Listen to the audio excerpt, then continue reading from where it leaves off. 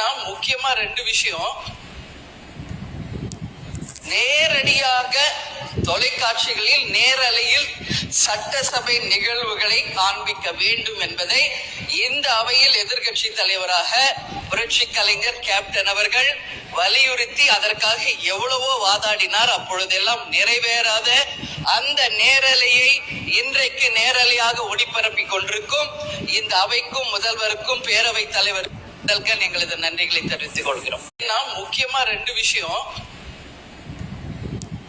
நேரடியாக தொலைக்காட்சிகளில் நேரலையில் சட்டசபை நிகழ்வுகளை காண்பிக்க வேண்டும் என்பதை இந்த அவையில் எதிர்கட்சி தலைவராக புரட்சி கலைஞர் கேப்டன் அவர்கள் வலியுறுத்தி அதற்காக எவ்வளவோ வாதாடினார். அப்பொழுதெல்லாம் நிறைவேறாத அந்த நேரலையை இன்றைக்கு நேரலையாக ஒளிபரப்பிக் கொண்டிருக்கும் இந்த அவைக்கும் முதல்வருக்கும் பேரவைத் தலைவர் எங்களது நன்றிகளை தெரிவித்துக் கொள்கிறோம்.